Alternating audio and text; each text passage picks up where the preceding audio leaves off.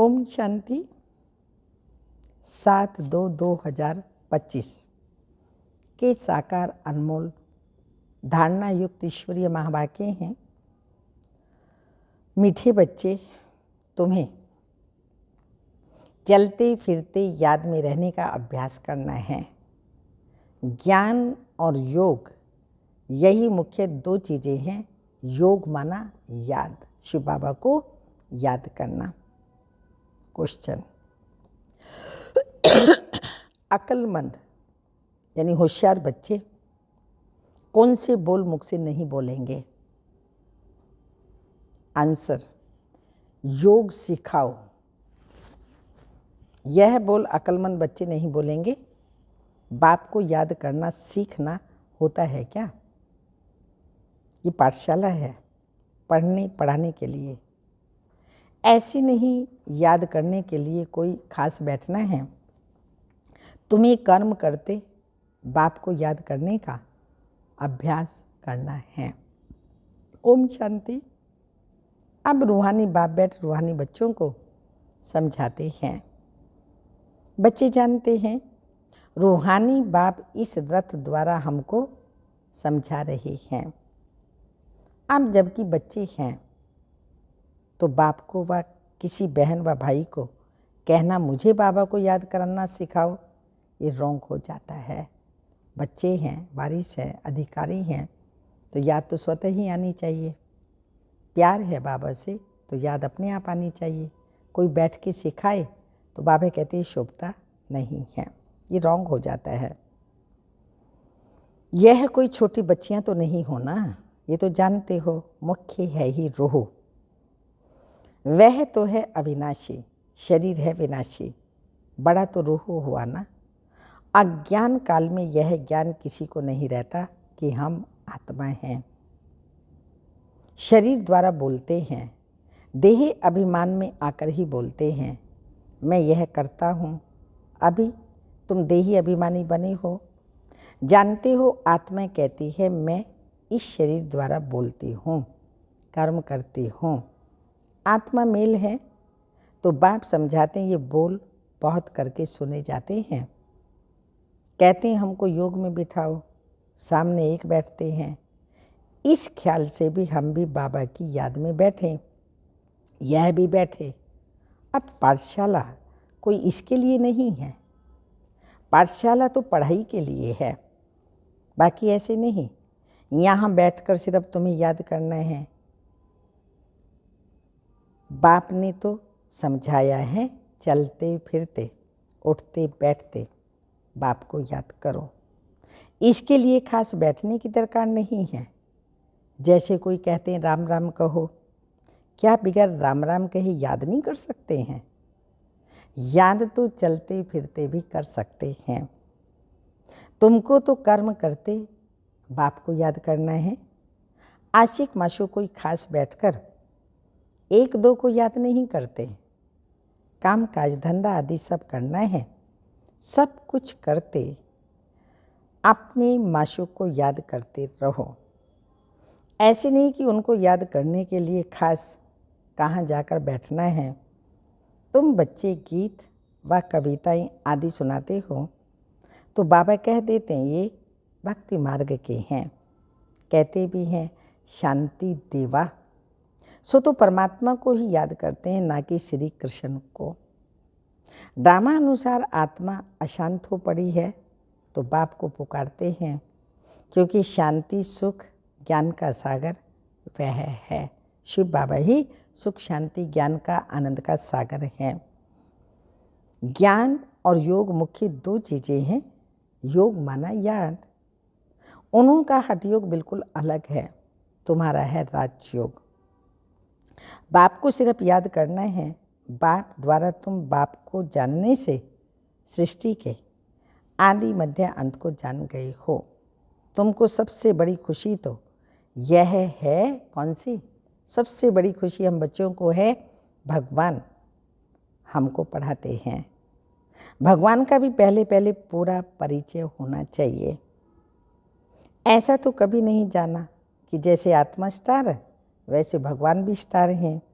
वह भी आत्मा है, परंतु उनको परम आत्मा सुप्रीम सोल कहा जाता है। वह कभी पुनर्जन्म नहीं लेते। ऐसे नहीं कि वे जन्म मरण में आते हैं, नहीं, पुनर्जन्म नहीं लेते हैं।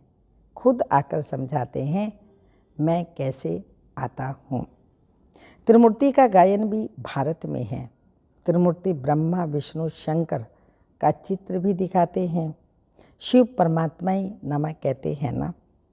ऊंचते ऊंच उस बाप को भूल गए हैं। सिर्फ त्रिमूर्ति का चित्र दे दिया है, ऊपर में शिव तो जरूर होना चाहिए, जिससे यह समझे इनका रचयिता शिव है। रचना से कभी वर्षा नहीं मिल सकता, तुम जानते हो। ब्रह्मा से कुछ वर्षा नहीं मिलता। विष्णु को तो हीरे जवाहरात का ताज है ना शिव बाबा द्वारा, फिर पेनी से पाउंड बने हैं। शिव का चित्र ना होने से सारा खंडन हो जाता है।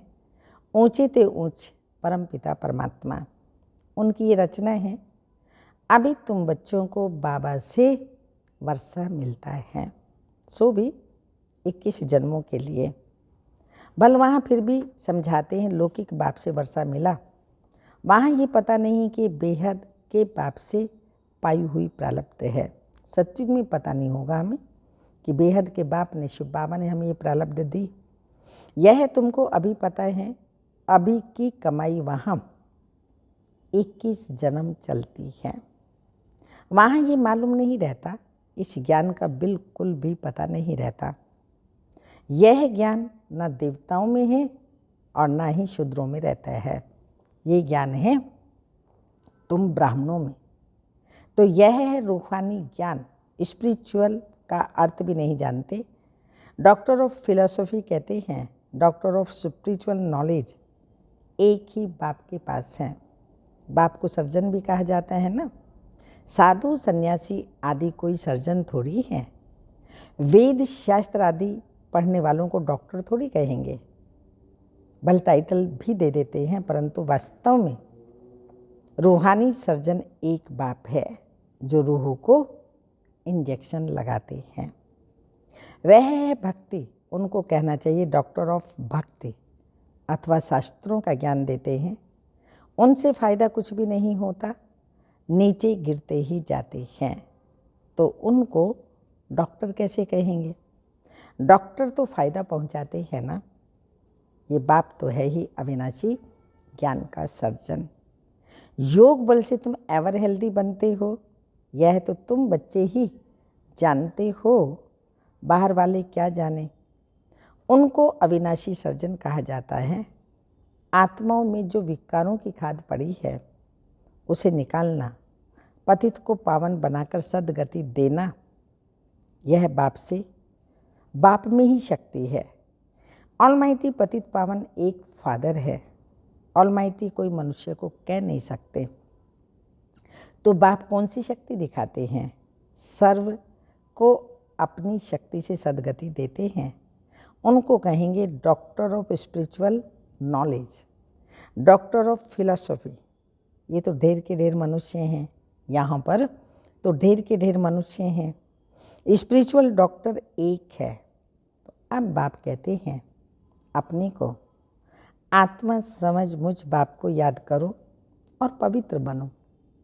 मैं आया ही हूँ पतित दुनिया को पावन पवित्र दुनिया बनाने। फिर तुम पतित क्यों बनते हो? पावन बनो ना, पतित मत बनो। सभी आत्माओं को एक बाप का डायरेक्शन है। गृहस्थ व्यवहार में रहते कमल फूल समान पवित्र बनो।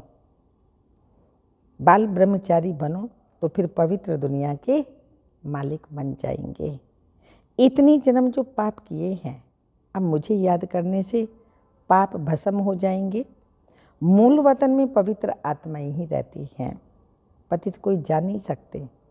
बुद्धि में यह तो याद रखना ही है, बाबा हमको पढ़ाते हैं। स्टूडेंट ऐसे कहेंगे क्या हमको टीचर की याद सिखलाओ? याद दिलाने की क्या दरकार है? यहाँ संदली पर कोई ना बैठे तो भी हर्जा नहीं है। अपने बाप को याद करना है। तुम सारा दिन धंधे धोरी आदि में रहते हो तो भूल जाते हो, इसलिए यहाँ बिठाया जाता है। ये 10-15 मिनट भी याद करें तो तुम बच्चों को काम काज करते याद में रहने की आदत डालनी है।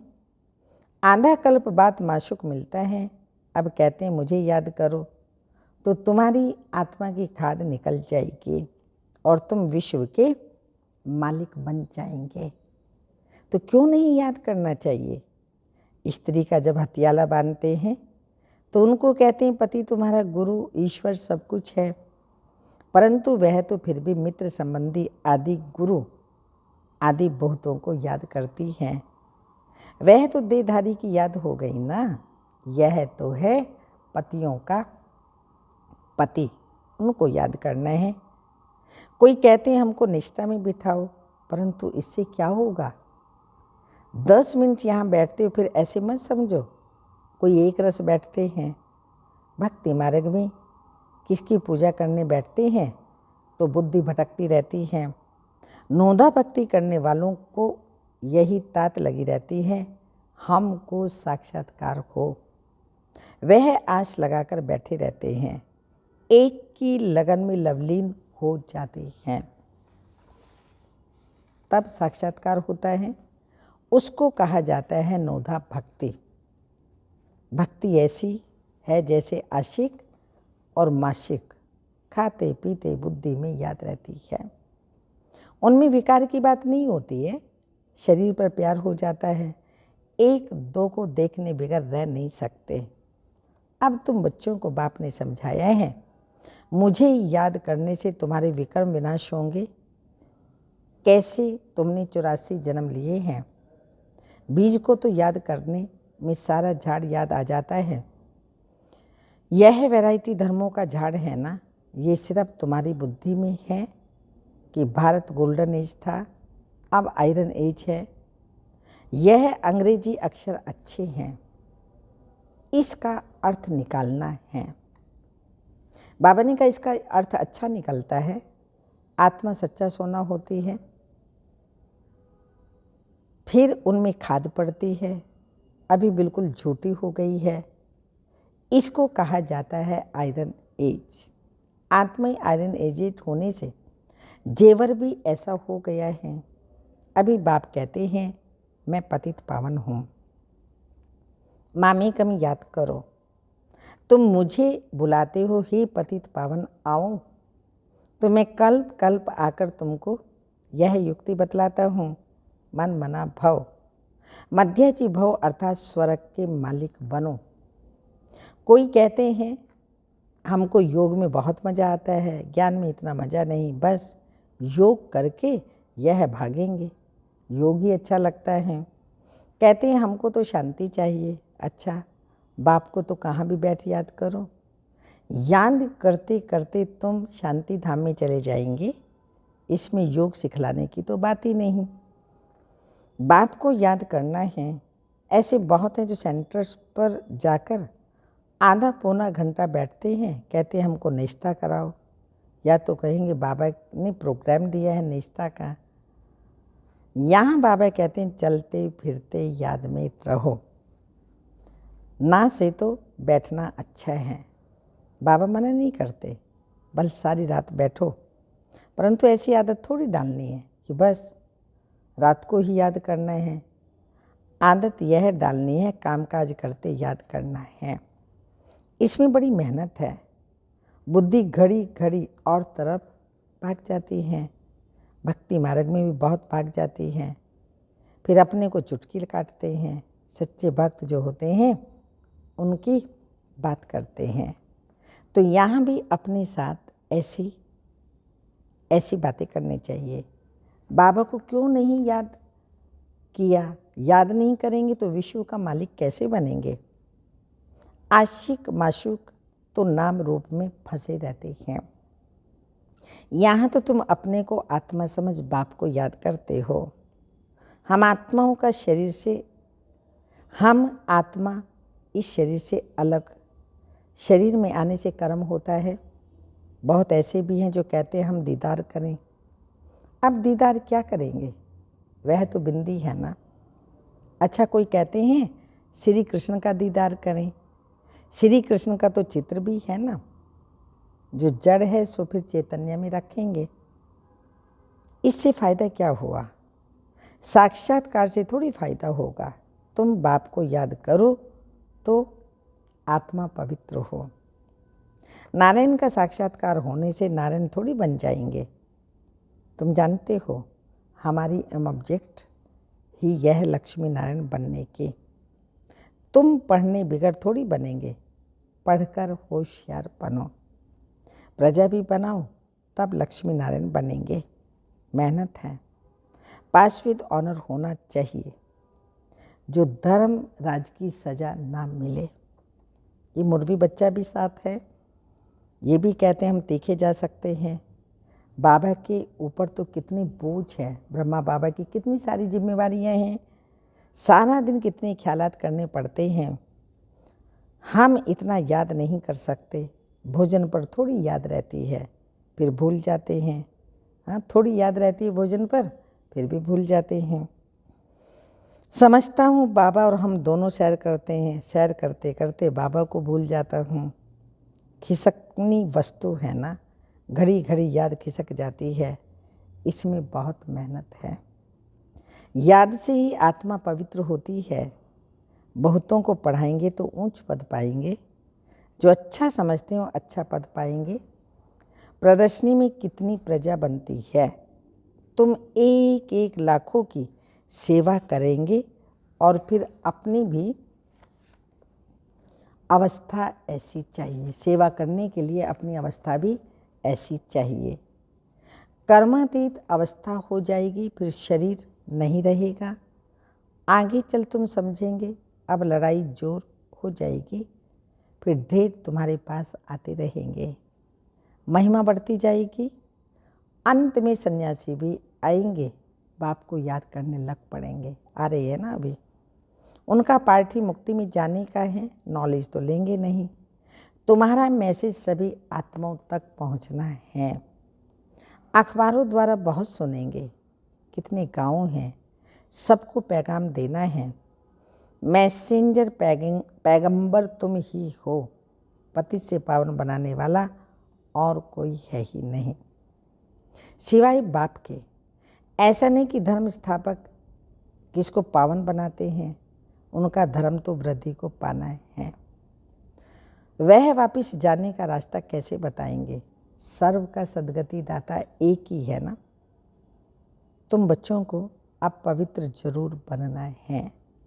बहुत हैं जो पवित्र नहीं रहते। काम महाशत्रु है। अच्छे अच्छे बच्चे भी गिर पड़ते हैं। कुदृष्टि भी काम का अंश है। ये बड़ा शैतान है। बाप कहते हैं इस पर जीत पहनो तो जगत जीत बन जाएंगे। काम विकार पर जीत पहनो तो जगत जीत बन जाएंगे। अच्छा, मीठे मीठे सिक्की लदे बच्चों प्रति माता पिता बाप दादा का याद प्यार। Good morning diamond morning. रूहानी बाप की रूहानी बच्चों को नमस्ते। हम रूहानी बच्चों की रूहानी माता पिता बाप दादा को याद प्यार। Good morning diamond morning. ओम नमस्ते। धारणा के लिए मुख्य सार है। काम काज करते याद में रहने की आदत डालनी है। बाप के साथ जाने व पावन नई दुनिया का मालिक बनने के लिए पवित्र जरूर बनना है। सेकंड पॉइंट, ऊंच पद पाने के लिए बहुतों की सेवा करनी है, बहुतों को पढ़ाना है। मैसेंजर बन यह मैसेज सभी तक पहुंचाना है। मैसेंजर बन यह मैसेज सब तक पहुंचाना है। वरदान, स्नेही की गोद में आंतरिक सुख व सर्वशक्तियों का अनुभव करने वाले यथार्थ पुरुषार्थी भाव। स्पष्टीकरण, जो यथार्थ पुरुषार्थी हैं वो कभी मेहनत व थकावट का अनुभव नहीं करते, सदा मोहब्बत में मस्त रहते हैं। वे संकल्प में भी सरेंडर होने के कारण अनुभव करते हैं हमें बाप दादा चला रहे हैं। मेहनत के पाँव से नहीं लेकिन स्नेह की गोदी में चल रहे हैं, स्नेह की गोद में सर्व प्राप्तियों की अनुभूति होने के कारण वो चलते नहीं, लेकिन सदा खुशी में, आंतरिक सुख में, सर्व शक्तियों के अनुभव में उड़ते और उड़ाते हैं। स्लोगन: निश्चय रूपी फाउंडेशन पक्का है तो श्रेष्ठ जीवन का अनुभव स्वतः होता है। अव्यक्त इशारे: एकांत प्रिय बनो, एकता और एकाग्रता को अपनाओ। अनेकता में एकता, तो प्रैक्टिकल में अनेक देश, अनेक भाषाएं, अनेक रंग रूप, लेकिन अनेकता में भी सबके दिल में एकता है ना, क्योंकि दिल में है एक बाप, एक श्रीमत पर चलने वाले। अनेक भाषाओं में होते हुए भी मन का गीत, मन की भाषा एक है। ओम शांति।